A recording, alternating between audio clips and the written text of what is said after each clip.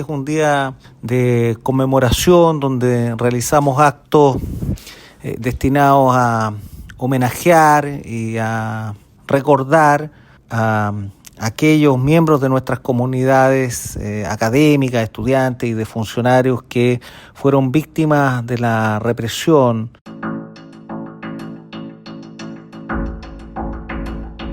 Esto es Más 569, el podcast, en Spotify y en YouTube. Soy Jorge Garretón. Partimos con un nuevo episodio.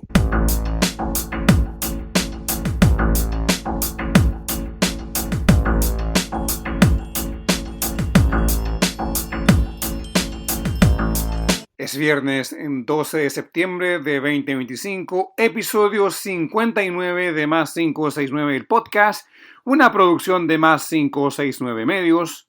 Soy su productor, editor y presentador Jorge Garretón. Estamos en Spotify y en YouTube cada día lunes y viernes temprano. Si estás en YouTube o en Spotify, te invito a dar like, comentar, suscribirte y compartir. Vamos creciendo como medio de prensa opinante en política y economía alternativo, de prensa independiente. Vamos con la edición 59 del podcast. Hoy, reflexión del 11 de septiembre de 1973, el IPOM y el debate presidencial. Martes 11 de septiembre de 1973. Iba al colegio, 12 años, al Colegio Metodista de Concepción, desplazándome desde Chiguayante a Concepción desde mi casa en O'Higgins 749 en Chiguayante. Llegando al colegio nos envían de regreso a casa. No había clases hasta el nuevo aviso. Con mis hermanos nos regresamos. Yo entraba a clases antes que mis hermanos, a las 8:30. Ellos a las 9. Nos regresamos a casa caminando desde Concepción a Chiguayante más o menos 10 kilómetros. Después de caminar esos 10 kilómetros llegando a casa, mis tías, que nos estaban cuidando, me envían a buscar a mi hermana al jardín infantil del Colegio Metodista en Chiguayante. Cuando llego, estaba cerrado. Ya habían enviado a mi hermana y todos los demás niños y niñas a sus casas. Me regreso de vuelta a casa ese día. Era un día gris, un día oscuro en Concepción, en Chiguayante particularmente.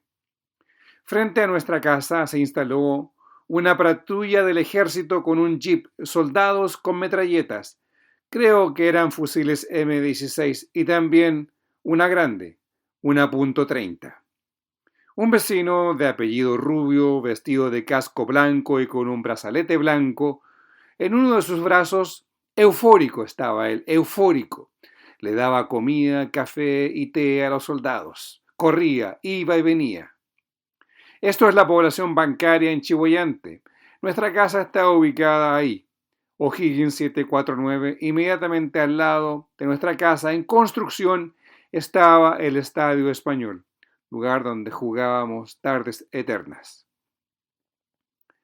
Al frente estaba la cancha de fútbol de la Schaub, de la empresa de papeles, cuadernos, croqueras y artículos de papel. También jugábamos allí tardes enteras. Al llegar a casa, con una de mis tías que nos estaba cuidando, ya que nuestros padres estaban en Santiago en congresos, nos dedicamos a fondear todo tipo de literatura. Escritores rusos, Tolstoy, Dostoyevsky, Chekhov, Pushkin y otros autores contemporáneos europeos. Todo parte de la literatura que mi madre tenía. Ella era una gran lectora. Mientras tanto, fondeábamos los discos de Quilapayún, Inti Illimani, Víctor Jara, Violeta Parra y un largo, etcétera, etcétera, etcétera. Los discos los fondeábamos en las óperas de Verdi, de Puccini, de Rossini y también en las obras de Beethoven, parte de la colección de mi padre, un gran amante de la ópera y de la música clásica. Los libros los guardábamos en el entretecho, mientras tanto quemábamos revistas, literatura de Quimantú, Chile Hoy de Marta Harnecker. Textos que mi madre siempre lamentó. Mis padres en Santiago viajaban ese día 11 a Concepción en tren que salía temprano en la mañana desde Estación Central. A poco andar, el tren es devuelto a Santiago. El hotel en el cual se hospedaban los alojó por el tiempo en que duraba el estado de sitio y no permitía que nosotros los chilenos nos desplazáramos dentro de nuestro propio territorio libremente, como ciudadanos libres. No lo éramos. Mi madre, enfermera universitaria, estaba en un congreso de salubridad en Santiago. Mi padre estaba en un congreso de Mopare, el Movimiento Patriótico de Renovación. Ellos eran los camioneros patriotas, los que movían la carga, desplazándose a lo largo de Chile, enfrentando el riesgo de balas, los ataques de los de ultraderecha, de los progolpe y de los camioneros de Siducam. Ellos, los camioneros de Mopare, eran los camioneros patriotas, los que mantuvieron la carga moviéndose en Chile, abasteciendo al país mientras otros conspiraban. Esos camioneros golpistas eran pagados por la CIA como hoy lo sabemos. Mi padre, como todos esos camioneros patriotas, mantuvieron la carga moviéndose en todo el país. Ellos, mis padres, llegan en tren de Santiago días después del golpe. Se bajan en Chihuayante, caminan a casa, fueron recibidos con alegría y gran alivio. La familia junta nuevamente. Ese fue el día 11 de septiembre para mí con 12 años. Fue un día triste, un día sorpresivo, un día que nunca se volverá a repetir. Eso espero. Esa es la reflexión de un niño de 12 años que vivió una etapa traumática en la historia de nuestro país, donde hubo un genocidio político e ideológico que costó miles de vidas y cercenó aspiraciones de un país más igualitario para todos, con justicia social, con desarrollo justo y equitativo para toda la sociedad, para construir un país de clase media. Todo se truncó con el golpe cívico-militar del 11 de septiembre de 1973. Ese niño de 12 años es quien les presenta este podcast, Jorge Garretón. Siguiendo con la memoria y recordando el sacrificio de miles, fue el evento organizado por el Consorcio de Universidades Públicas del país, quienes reafirmaron su compromiso con la democracia, con la defensa permanente de los derechos humanos y con la memoria histórica. Se realizaron homenajes en los diferentes planteles públicos a las centenares de personas víctimas de desaparición forzada y ejecución política, que forman parte de las comunidades universitarias del país. Se recordó a las personas de las comunidades universitarias que sufrieron detenciones ilegales, torturas, exoneración arbitraria y persecución política. El presidente del Consorcio de las Universidades del Estado de Chile, Osvaldo Corrales, rector de la Universidad de Valparaíso, dijo que era importante recordar y dar honor a los sacrificados tras el golpe cívico-militar. En la Universidad de Valparaíso y en toda la red de universidades del Estado, este es un día de conmemoración donde realizamos actos destinados a homenajear y a recordar a aquellos miembros de nuestras comunidades académicas, estudiantes y de funcionarios que fueron víctimas de la represión durante la dictadura cívico-militar. Las universidades del Estado tenemos un compromiso con la preservación de la memoria como herramienta para evitar que estos hechos se repitan en el futuro y también con el respeto irrestricto a los derechos humanos y la defensa de la democracia. Y este es un día en que damos testimonio de ese compromiso permanente. Vamos a la pausa.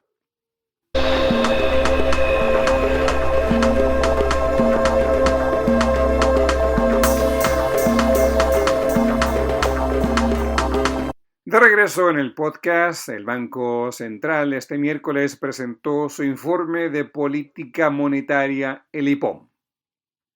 Según lo informado por el Banco Central, se destaca que la inflación sigue a la baja en línea con lo previsto en el informe previo de junio.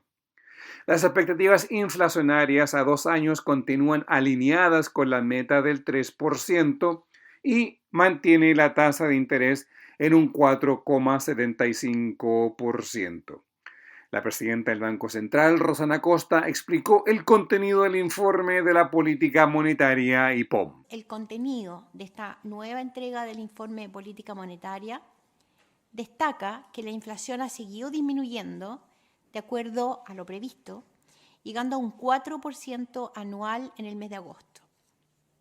Sin embargo, la inflación subyacente, es decir, aquella que excluye los precios que varían mucho, como los alimentos volátiles, la energía, se ubica sobre lo esperado. La mayor persistencia de este componente del IPC aconseja monitorear de cerca su evolución. En cuanto a la actividad local, el informe de política monetaria da cuenta de que si bien ha estado dentro de lo que se estimaba, ratificando la transitoriedad de los factores que la impulsaron a inicios de año, la demanda interna tuvo un desempeño mejor a lo previsto, destacando el crecimiento de la inversión en el segundo trimestre del año y del consumo privado. Respecto a la inversión, esta se corrige al alza, considerando el último catastro de la Corporación de Bienes de Capital, que volvió a subir los montos de inversión en grandes proyectos previstos para el periodo 2025-2028, sobre todo en el sector energía, y el dinamismo de las importaciones de bienes de capital. Por su parte, el consumo privado también aumentó sobre lo anticipado. En este caso, esta expansión se explica en buena parte por el mejor resultado efectivo del segundo trimestre. Hacia adelante, su nivel evoluciona por sobre lo proyectado en el mes de junio, aunque creciendo a un ritmo similar. Mejores condiciones financieras, una masa salarial que sigue creciendo y expectativas algo mejores estarían detrás de ello. En el plano externo, si bien los impactos de los aranceles de Estados Unidos a nivel global han sido acotados hasta ahora, su desarrollo y efectos económicos se siguen considerando negativos. A esto se suma la inquietud que han generado las tensiones institucionales en ese país y la política migratoria, tensiones en torno a temas bélicos en otras latitudes y los consecuentes anuncios de un significativo aumento del gasto en defensa, lo que ha incrementado los riesgos fiscales y pone en presión a las tasas de interés de largo plazo. Con todo, las condiciones financieras globales son algo mejores, con tasas de corto plazo más bajas y mejor desempeño de las bolsas. De esta forma, respecto del informe de política monetaria pasado, el escenario central de proyecciones de este informe tiene ajustes acotados para el crecimiento de la actividad durante el presente año. Así, se eleva la parte baja del rango estimado en junio, quedando en 2,25 a 2,75%. Para 2026, en tanto, se ajusta al alza en 25 puntos base, hasta 1,75 a 2,75%. Mientras tanto, para 2027 se mantiene el rango entre 1,5 y 2,5%. Por el lado de la inflación, esta convergería a 3% durante el tercer trimestre de 2026, para oscilar en torno a ese valor en adelante. Esto considera una inflación subyacente más alta a fin de este año, pero cuya variación anual iría disminuyendo en un escenario donde la brecha de actividad irá cerrándose, el consumo privado crecerá en torno a la tendencia de la economía y la persistencia inflacionaria se comportará de acuerdo con los patrones habituales. Esto también considera un supuesto de apreciación real del tipo de cambio en el horizonte de proyección. En este contexto, en nuestra reunión de política monetaria del día de ayer martes, mantuvimos la tasa de política monetaria en 4,75%. El Consejo evaluará los próximos movimientos de la tasa de política monetaria, teniendo presente la evolución del escenario macroeconómico y sus implicancias para la convergencia inflacionaria. En el escenario actual, El riesgo de una mayor persistencia de la inflación requiere acumular más información antes de continuar el proceso de convergencia de la tasa de política monetaria a su rango de valores neutrales. A 100 años de su creación, el Banco Central reafirma su compromiso de conducir la política monetaria con flexibilidad, de manera que la inflación proyectada se ubique en 3% en el horizonte de 2 años. El crecimiento aumenta como base para el 2025 en 2,25 a 2,75% de crecimiento del PIB.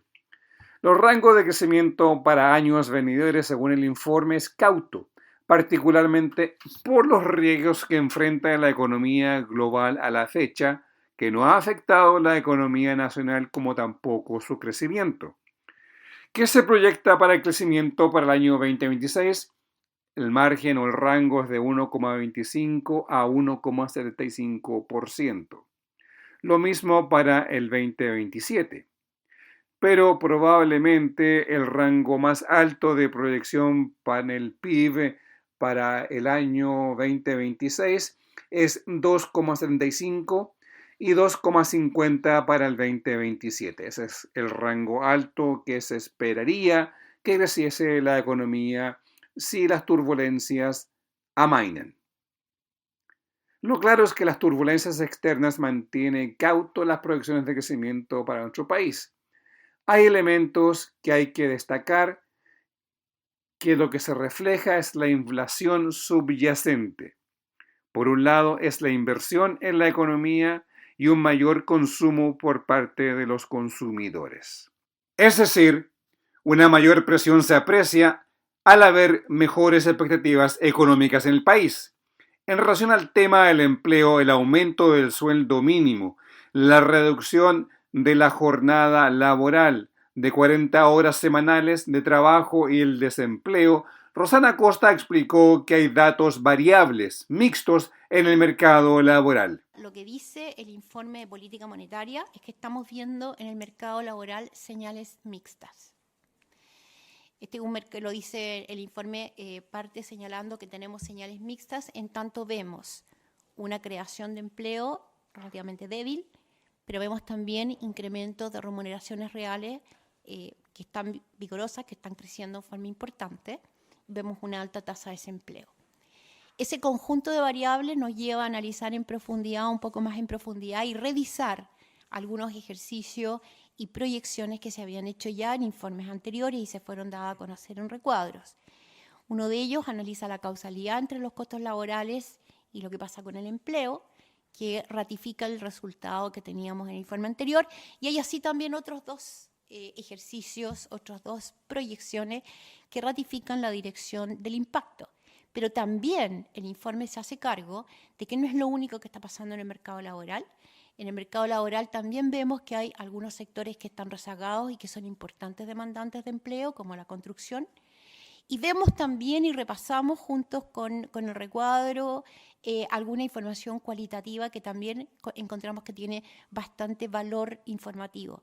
Esta información cualitativa nos dice desde las firmas, desde encuestas, que se ha venido produciendo un cambio en la organización productiva de las firmas, que están incorporando nuevas tecnologías, que para ciertas capacitaciones les cuesta encontrar trabajadores y por lo tanto vemos en el mercado laboral una situación en la cual la incorporación de tecnología y la evolución de los costos laborales también podrían estar generando efectos catalizadores entre ellos. Entonces, un mercado laboral donde están ocurriendo diferentes cosas, todas hay que mirarlas, no hay que centrarse solamente en una. Y eso es lo que hay detrás de las señales mixtas que encontramos y que describimos en el informe. La presidenta del Banco Central sobre las señales mixtas en el mercado laboral, la construcción, que siempre es la gran contratista de mano de obra, se sigue apreciando timidez o aún esperando sobre quién partiría con proyectos de construcción inmobiliaria. Es ahí donde está la gran debilidad hoy del mercado laboral. Ahora, el tema de que la carencia de la mano de obra calificada para trabajar con nuevas tecnologías es un tema importante. La mano de obra no está capacitada o tiene conocimientos mínimos. Es decir, las nuevas tecnologías, y de seguro hablamos de inteligencia artificial, los empleadores hablan de que no hay mano de obra calificada para cumplir con las necesidades del mercado. Esto no significa que no hay programadores o arquitectos de informática. Los hay y ya están trabajando en el mercado prestando servicios al mercado interno como externo. Pero carecemos de otra mano de obra calificada, no necesariamente informáticos, para asumir necesidades del mercado laboral, para trabajar con las nuevas tecnologías en las diversas áreas laborales. Es decir, en el fondo, Rosana Costa no lo dice, pero el mercado laboral habla que no hay mano de obra calificada. Hay empleo, pero no hay competencias laborales calificadas hoy. Y con esto vamos a la pausa y regresamos con el último bloque de Más 569, el podcast.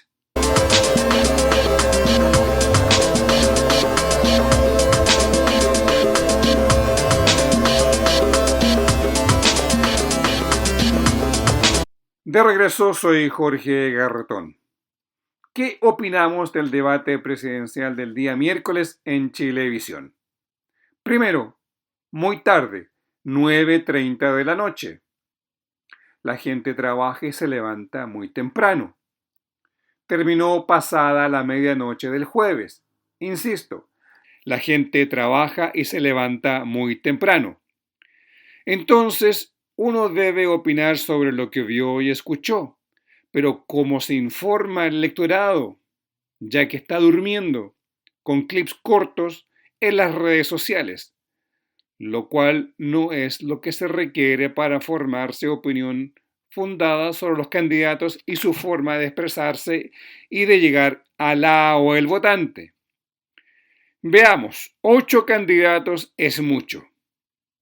¿Por qué se permite que haya tanto candidato que va a calentar el asiento y hacer bulto? Con todo respeto, insisto que el independiente no debe ser candidato si no va apoyado detrás de un partido político o coalición de partidos. Veamos los que calientan asiento. Eduardo Artés. ¿Esperará subir su votación al 1% del electorado? Quizás, quizás no. Cansa escuchar su constante retórica del maoísmo trasnochado de los años 1960. Ideas de Artés que ni siquiera son oídas en la cuna de Mao Zedong en China. Artés siempre pontificando desde una moral de pureza antineoliberal y anticapitalista. Cansa realmente. Marco Enrique Ominami. Meo, ¿qué diablos hace en la campaña? ¿Espera captar el voto de izquierda con un discurso de que el Estado sea el motor de la economía futuro?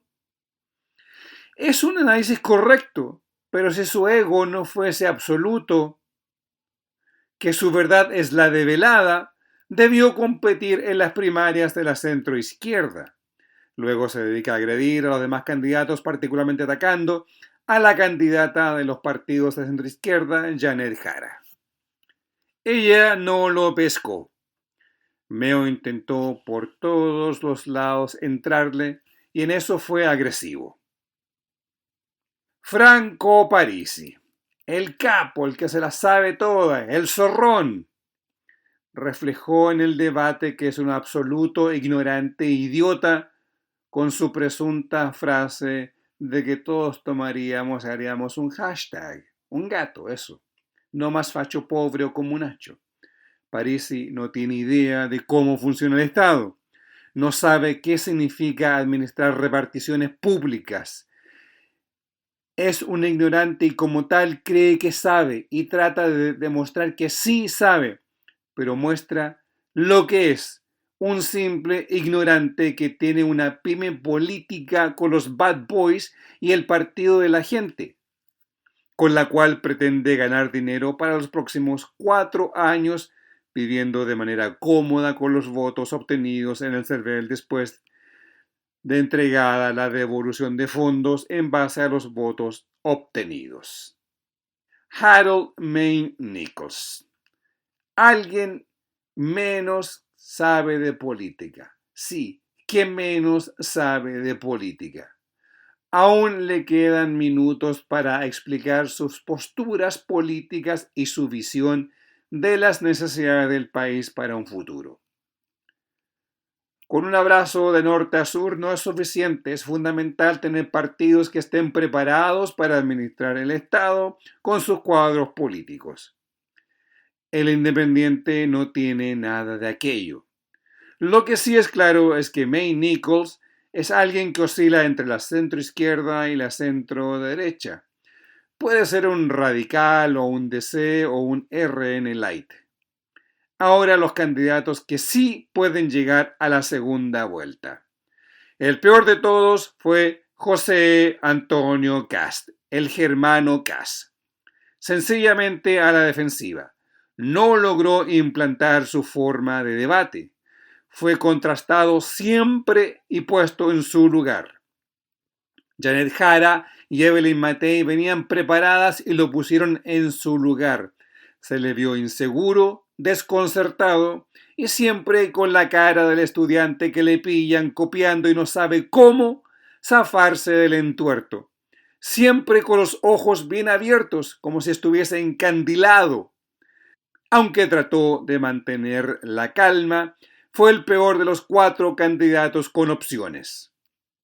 El germano Kast no pudo pegar con su discurso de la emergencia en emigración, con la emergencia en seguridad, con la emergencia en la economía, con la emergencia Kast. Johannes Kaiser fue concreto, preciso, supo llegar a su electorado. Fue preciso, arrinconó al germano Kast. El germano Kaiser respondió todas las preguntas con aplomo, con convicción y certezas.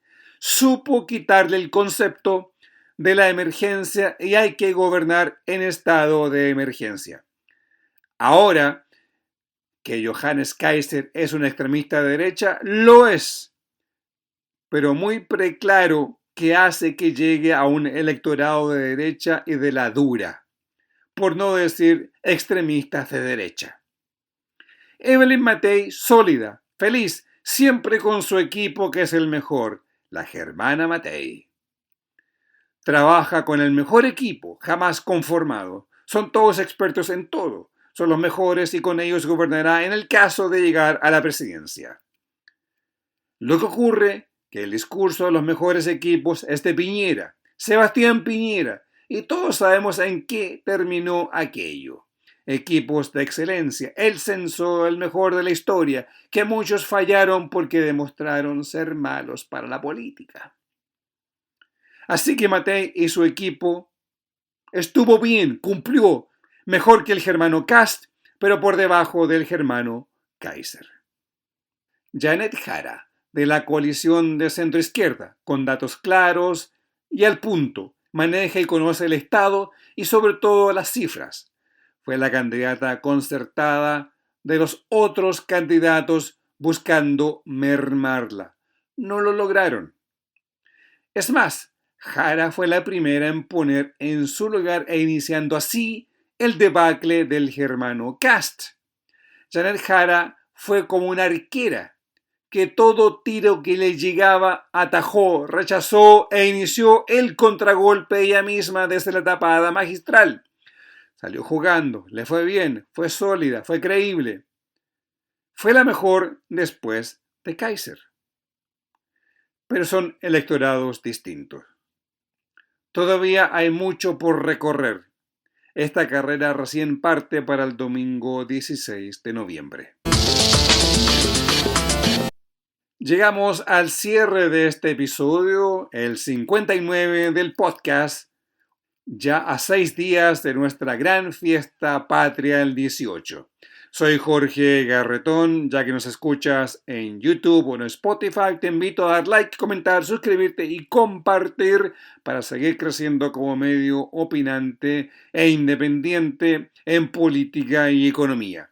Estamos en todas las redes sociales como Más 569 Podcast.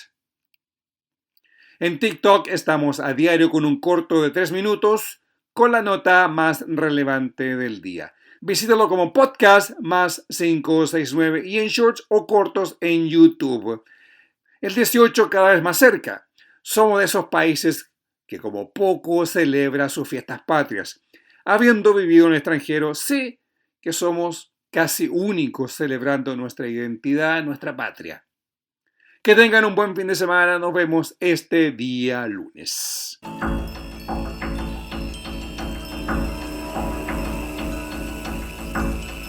Así llegamos al final de esta edición de Más 569, el podcast, producido, editado y presentado por quien les habla, Jorge Garretón. La música que acompaña el podcast es cortesía de Edgardo Moreno. La música acompañada en la presentación y salida de este podcast lleva el nombre de Too Cold del álbum Drips. El tema que acompaña los intermedios es el tema Rumba Courage del álbum Canciones. Para escuchar la música de Edgardo Moreno, los invito a visitar bandcamp.com y buscar por Edgardo Moreno. El arte que acompaña este podcast es del artista Alejandro Balbontín. Lo encuentras en alejandrobalbontin.com. Para mayor información, contáctate en nuestras plataformas en Spotify, YouTube, Instagram, Facebook, Twitter X o en TikTok. Por mail puedes escribirnos a podcast+569@gmail.com.